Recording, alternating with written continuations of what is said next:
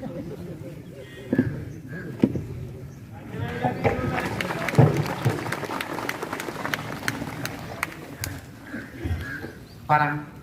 आदरणीय निवर्तमान तथा वर्तमान नगर पंचायत के अध्यक्ष महोदय, स्वयं आदरणीय खंड शिक्षा अधिकारी महोदय, संगठन के समस्त पदाधिकारी, अन्य ब्लॉकों और जनपद से आए सेवानिवृत्त तथा कार्यरत शिक्षक और शिक्षिका बहनों,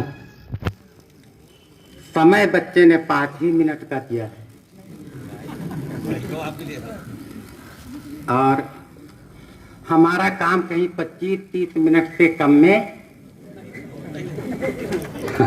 चल नहीं पाता। ये हमारा इंट्रोडक्शन है।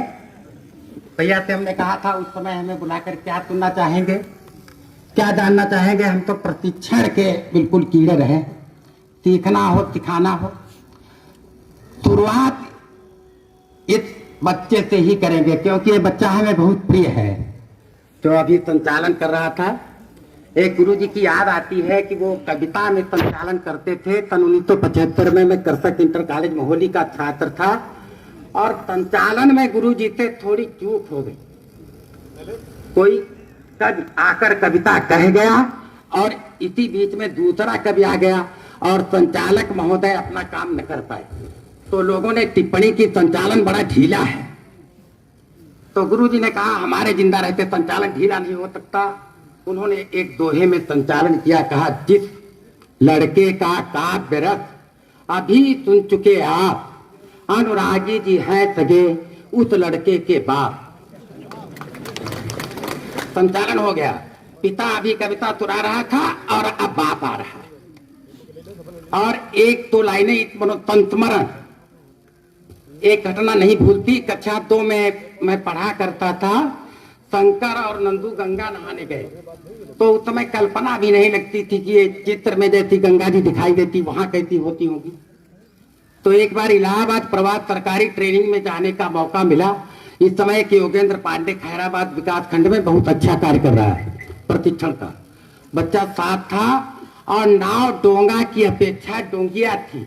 मित्रों, जैसे हर पुरलिंग का स्त्रीलिंग होता है, जैसे लोटा की लोटिया, गिलास की गिलसिया, है ना, वैसे तो वो डोंगिया जैसी नाव थी और उसमें हम 10 लोग सवार हो गए। मुझे वो पूरा पाठ याद आ गया।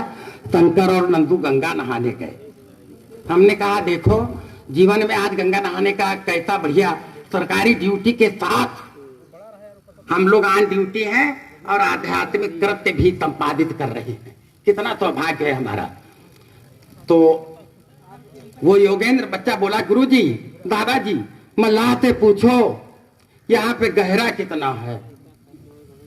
अब कितनी प्रसन्नता थी और मुंह इधर का उधर कर दिया। तो मल्लाह ने कहा, गुरुजी ज्यादा अपने साथी से कहो न घबराए, यहाँ पर केवल 40 फीट गहरा है। अगर नाव डूबी उबी तो सोच लो। तो इसलिए घबराना नहीं चाहिए, समय कम मिले चाहे ज्यादा मिले। एक और पिता पुत्र की व्याख्या, आजकल रिश्ता इस समय पाला पड़ा है सब लोगों का। तो एक घटना याद आती है कि उस समय गुरुजी बताया करते थे कि कैसे लोग समझते हैं, क्या क्या मूल्यांकन करते हैं। अपने यहाँ जो अंत्येष्टि होती है उसमें एक पिता की अस्थियां लेके पुत्र गया। देखिए नई पीढ़ी हमारा मूल्य, अभी हमको बड़ा अच्छा लगा। एक विजया ने बताया, गुरुजी आपका बटन ऊपर नीचे हो गया है। तो बिल्कुल प्राण ऊर्जा से भर गए कि देखो अपना अपना बिगड़ा देखने वाला कोई तो हर जगह मौजूद है। कितना सौभाग्य। और एक वो बच्चा कैसा मूल्यांकन पिताजी का करता है, अस्थियां लेकर हीरो हाटा पर चला पर, और कई किलोमीटर चलाने के बाद जब गंगा जी नहीं आई तो एक नाला दिखाई पड़ा। तो उसने कहा, बच्चों बताओ ये नाला कहाँ गया। तो लोगों ने कहा गंगा जी से मिला है। पिताजी की अस्थियां उसने उसी में डाल दी। घर लौट आया। 1-2 महीने के बाद पिताजी ने घर में माँ को स्वप्न में बताया, हमारा बेटा हमको गंगा जी में न डालकर एक गड्ढे में डाल आया है। तो माँ ने पूछा बालक से, भैया क्या करा है गड़बड़। तो कहा, माता जी तुमको कैसे पता लगा, बात तो सही है लेकिन ये हुआ कैसे। तो कहा स्वप्न में तुम्हारे पिताजी ने बताया। तो बालक बोला, लगता है पिताजी मरने के बाद क्रैक हो गए हैं। माँ ने कहा क्रैक कैसे हुए? कहा इसलिए सपना देने इधर 40 किलोमीटर आ जाते, उधर 20 किलोमीटर गंगा जी की तरफ क्यों नहीं चले जाते। तो मित्रों, ये रहा हमारा पढ़ाने का तरीका, चाहे विज्ञान हो, चाहे अंग्रेजी हो, चाहे गणित हो, चाहे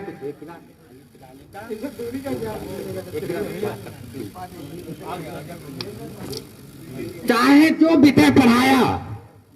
यहाँ पर एक बिटिया कह रही थी ट्रेनिंग में मैं चला गया, मेरा कार्यकाल यहाँ समाप्त हो गया। एक और सौभाग्य है जिसके कारण आज मुझे बड़ी प्रसन्नता हो रही है, जिसका मैं वर्णन नहीं कर सकता। मैं अपने पीछे के विद्यालय का कक्षा 6 का छात्र रहा हूँ, यही पढ़ा, यही पढ़ा। जैसे आप सरकार कहती खूब पढ़ो, खूब पढ़ो।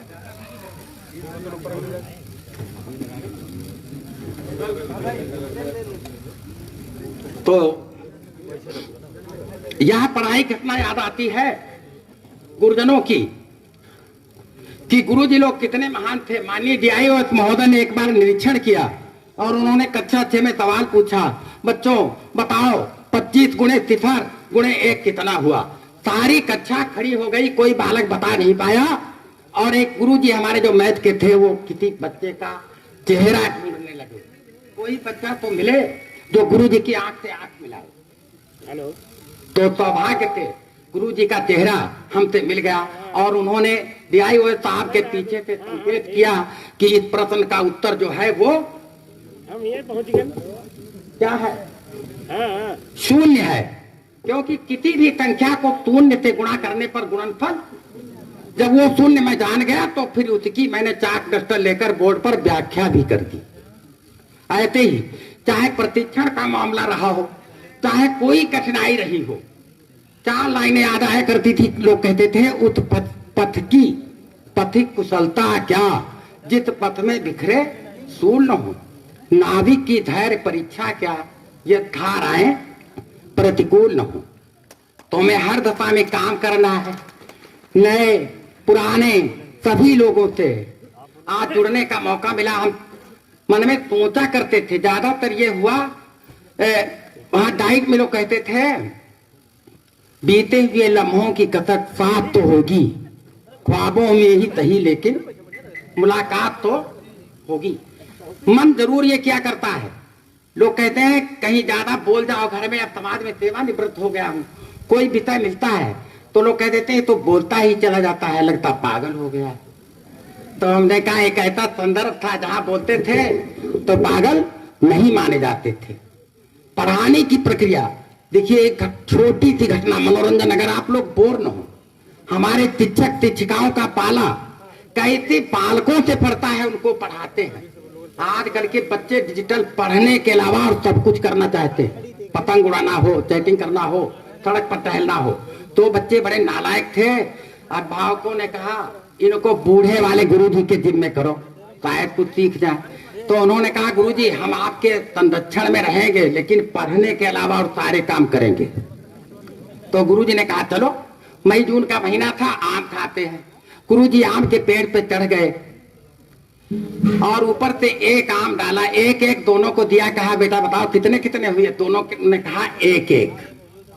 फिर एक एक दिया, कहा अब कितने कितने हो गए। तो बड़ा वाला बोलने जा रहा था, तो हो गए। छोटा वाला बोला दादा मत बताना, ये पढ़वैया है। ऐसे बालकों को पढ़ाना बहुत कठिन है, बहुत कठिन है।